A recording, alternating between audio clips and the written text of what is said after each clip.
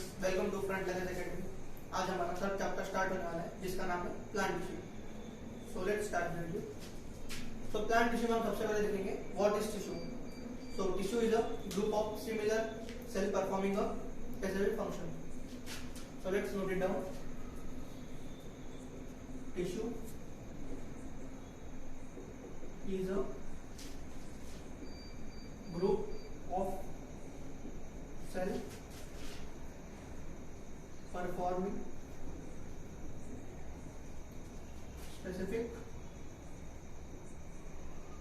function।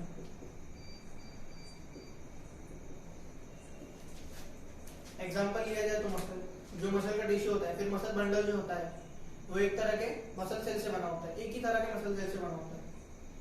और similarly many different types of tissue एक साथ आते हैं और कोलैबोरेट करते हैं टू फॉर्म एन ऑर्गन। तो इसी तरह से बहुत सारे ऑर्गन एक साथ आगे बनाते हैं ऑर्गन सिस्टम, और बहुत सारे सेवरल ऑर्गन सिस्टम मिलके बनाता है ऑर्गेनिज्म। तो लिख लेते टिश्यू से ऑर्गन, ऑर्गन से organ system,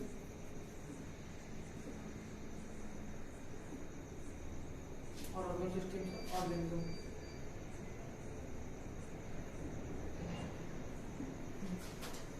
So tissue made from different group of cells performing specific function। organ found by tissue, several tissue same तरह के हो सकते हैं, डिफरेंट तरह के भी। सेम तरीके का एग्जांपल ले लें तो हमारी स्किन जो एक ऑर्गन होता है वो सेम तरह के टिश्यू से बना होता है, एपिथेलियल टिश्यू, जो सेम तरह के सेल से बना होता है, एपिथेलियल सेल। और डिफरेंट का एग्जांपल हम अगर ले तो फिर टंग जो बना होता है नर्व सेल से बना होता है, या फिर नर्व टिश्यू, और मसल टिश्यू मसल सेल से बना होता है, और एपिथेलियल सेल एपिथेलियल टिश्यू से बना होता है। और जो ऑर्गन सिस्टम होती है वो many different kind of organ एक साथ मिलकर कोलैबोरेटली फंक्शन परफॉर्म करते हैं, तो उसे ऑर्गन सिस्टम बनते हैं। और बहुत सारे ऑर्गन सिस्टम जब एक साथ आते हैं, जैसे नर्वस सिस्टम हो गया, मस्कुलर सिस्टम हो गया, स्केलेटल सिस्टम हो गया, जब एक साथ आते हैं तो फॉर्म करते हैं organism. So let's move on to our next topic, that is plant tissue। So plant tissue majorly दो तरह के होते हैं, मेरिस्टेमेटिक टिश्यू और परमानेंट टिश्यू। So जो मेरिस्टेमेटिक टिश्यू होते हैं उनमें मेरिस्टेमेटिक सेल्स मिलते हैं जिनका मेजर काम होता है डिवाइड करना, नंबर ऑफ सेल्स इंक्रीज करना।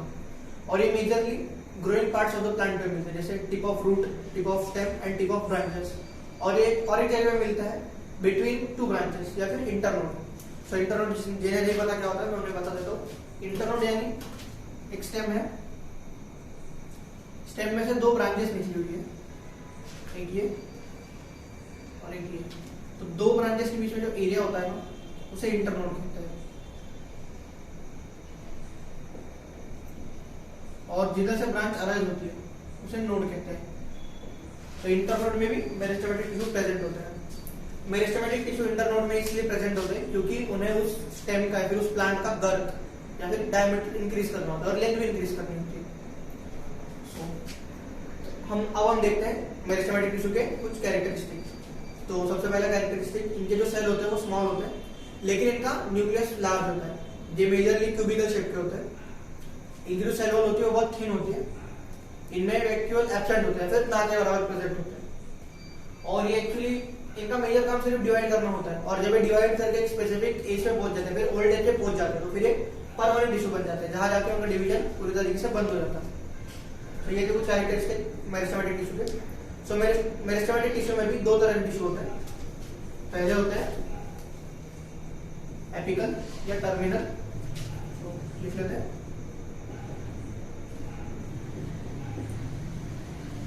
Apical slash terminal. और दूसरे तरह के होते हैं वो cambium.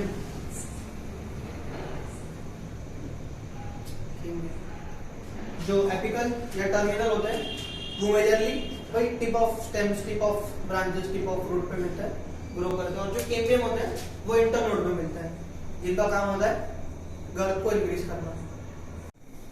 So students, let's move on to our next topic, that is permanent tissue. Permanent tissue cannot divide, वो डिवाइड नहीं कर सकते, और ये मेजरली तीन तरीके के होते हैं। तो सबसे पहला टाइप होता है प्रोटेक्टिव।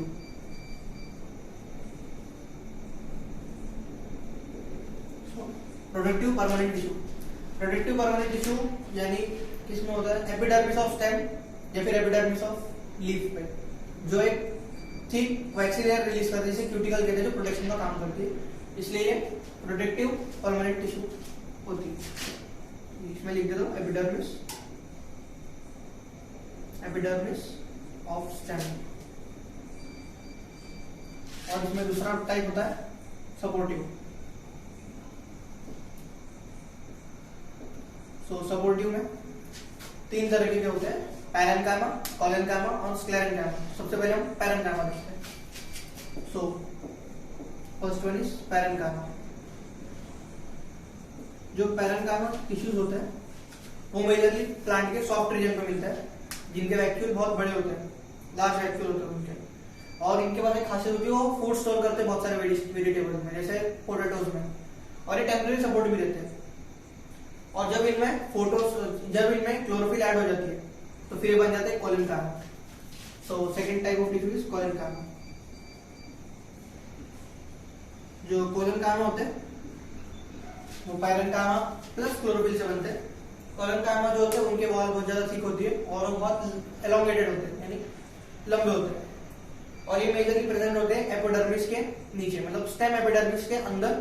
सपोर्टिंग के लिए मेजर इनका मतलब इनका फंक्शन हो सकता है मैकेनिकल सपोर्ट। इधर लिख देता हूं। और थर्ड होते हैं स्क्लेरेन्काइमा।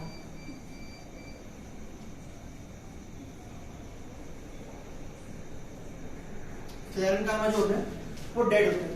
इनका सिर्फ एक ही फंक्शन होता है मैकेनिकल सपोर्ट। और ये मैकेनिकल सपोर्ट ये कैसे प्रोवाइड करते हैं, क्योंकि इनका जो सेल वॉल होता है वो बहुत ज्यादा थिक हो जाता है लिग्निन डिपोजिशन की वजह से। आप देखते होंगे रोप्स होते हैं, वो जो रोप्स बनते हैं इन्हीं स्क्लेरेन्काइमा टिश्यू से बनते हैं। तो हम इनके कुछ पॉइंट्स लिख लेते हैं। First one that is dead lignin deposition.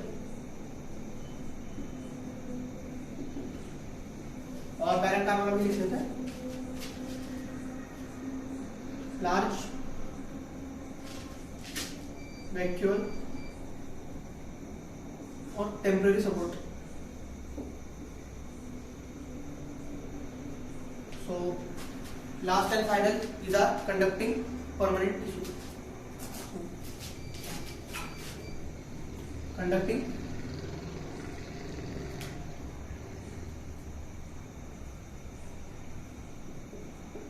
Permanent tissue.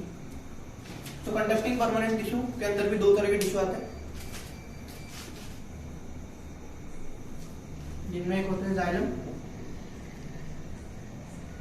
और दूसरे होते हैं फ्लोएम।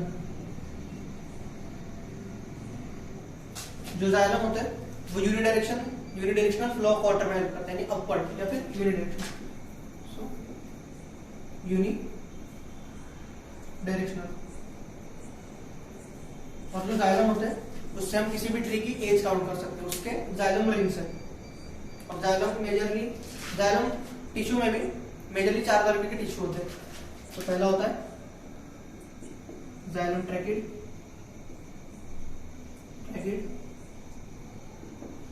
दूसरे होते हैं जाइलम वेसल्स, तीसरे होते हैं जाइलम फाइबर्स, और चौथे और लास्ट होते हैं जाइलम पैरेन्काइमा। जो जाइलम पैरेन्काइमा को छोड़ के बाकी सब डेड होते हैं, सिर्फ जाइलम पैरेन्काइमा लिविंग होता है। और हम नेक्स्ट मूव करते हैं फ्लोएम की तरफ। जो फ्लोएम है, फ्लोएम में हमें multi directional flow of water दिखता है, यानी वो रूट से स्टेम पे भी जा सकता है और स्टेम से रूट के डायरेक्शन में भी आ सकता है। तो ये मल्टी डायरेक्शन देखो हमें।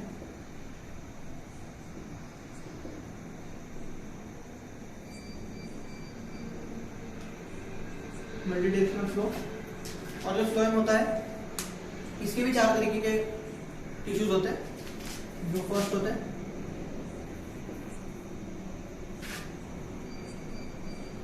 फ्लोएम पैरेन्काइमा, जो लिविंग होता है। सेकंड होते हैं companion cell, second one. Third होते हैं सीव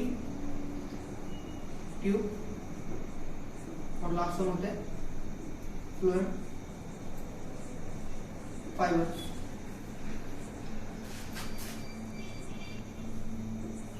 इनमें भी फ्लोएम फाइबर्स डेड होते हैं और ये तीनों फ्लोएम कंपेनियन सेल और सीव ट्यूब लिविंग होते हैं.